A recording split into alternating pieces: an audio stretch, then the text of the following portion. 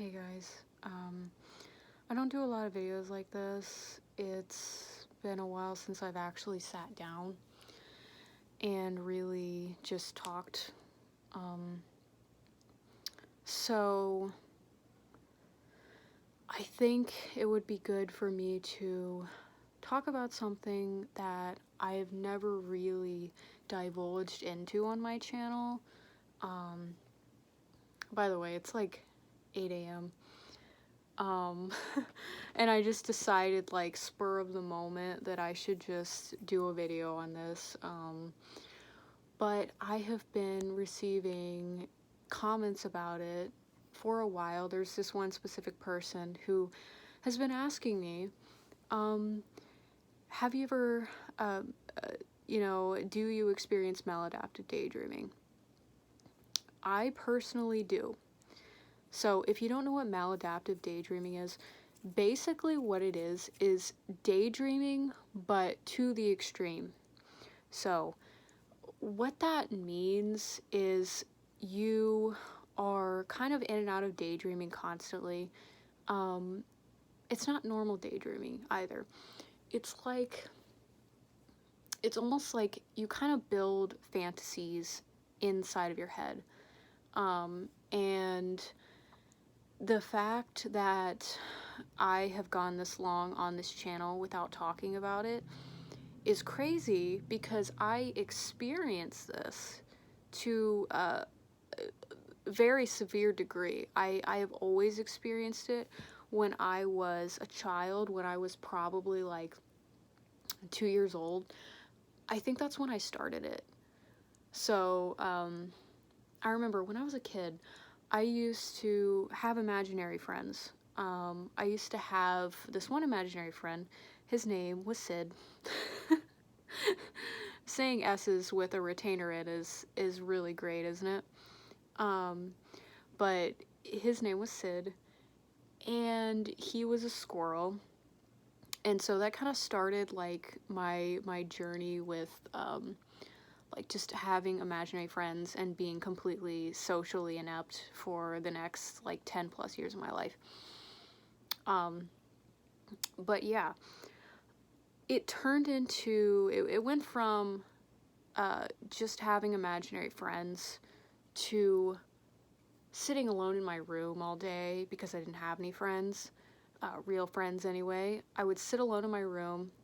I would just kind of stare at the wall, like stare at the ceiling, stare at the wall, kind of just sit and think about a story that I've heard before, but like imagine myself in that world. Or my mind is very interesting, I feel, because there are certain aspects of it that I feel like are kind of unique to me in that when I do like my fantasies or whatever, I have a lot of fantasies still to this day. When I do my fantasies and things, I do self-inserts, but I also like to craft a very well-made story. So my daydreams, they kind of became like movies. They became novels. They became these big, massive things that just kind of, I mean, eventually I kind of realized that it was really bad for me to continue doing, the daydreams like this because it was affecting my social life. I would sit in my room all day and just sit, and I would think about like all the cool stuff that I had like ever heard about, like fantasy fantasy shows and fantasy movies and things, and I would just sit there and like imagine myself in those situations, or I would imagine my own characters in those situations, and it was so stimulating. I would just sit there for hours and be like, just staring at a wall, just doing art. I would do it when I would do art, and it got so bad to where I couldn't even watch a YouTube video. I had to pause it, daydream for probably like 15 minutes, and go back to it. And that is where maladaptive daydreaming can affect your life because it shortens your attention span with other people and with things that you enjoy doing, it kind of takes over your life a little bit. So I felt like because I didn't have many friends and because I didn't have people that were as interested in me as these fantasies that I made inside my head, I felt like it was better to have daydreams. I felt like it was better to have daydreams, and I felt like the people that I imagined in my head were better because they were well crafted, in my opinion. And I felt like having an imaginary partner and imaginary friends and things were better because they couldn't hurt me. And that's kind of what it comes down to when you're a maladaptive daydreamer. It's an avoidance thing, I think.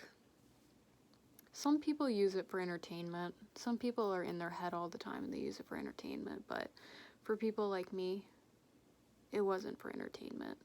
I mean, it was a little, but it was because I was missing something in my life. And recently I stopped doing it as much because I found friends in person.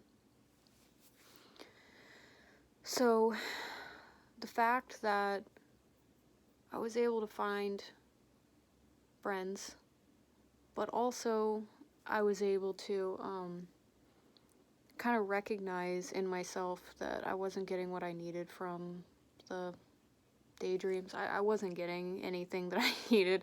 I was just lonely. That's all it really comes down to in the end, is the fact that we as people, we're afraid of intimacy and we're afraid of socialization.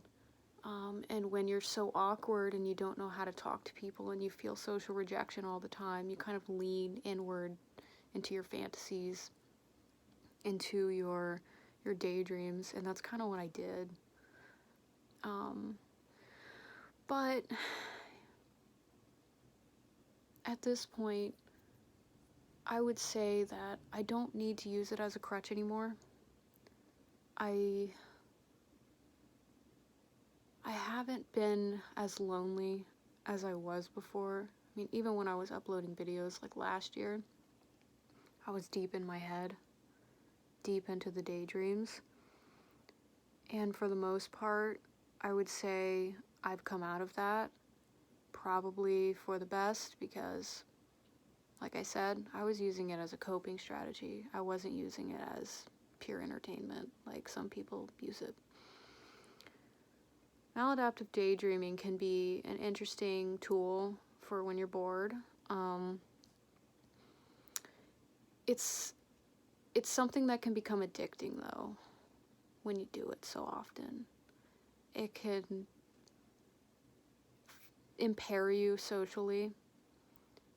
I'm not saying it's a bad thing. I'm just saying it can be bad if you don't get a hold on it.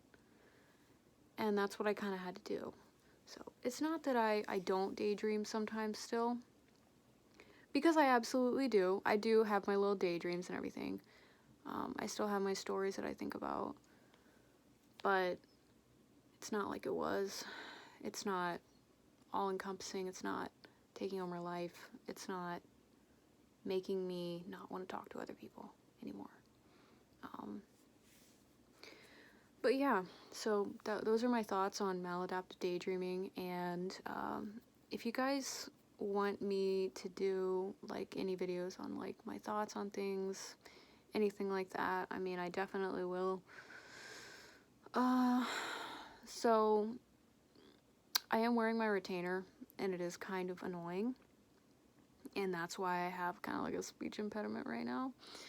That will be a common theme probably for the next few videos that I do, just because like it's kind of important for me to wear it for the first 2 months at least. So I will be wearing it. But I appreciate you guys for always being so supportive and accepting of me. I really hope you enjoyed this video. It was kind of a random one. I just wanted to share my thoughts on it because I've been getting like requests for it for a while from one specific person. I hope you enjoyed this video. Thank you very much. Goodbye.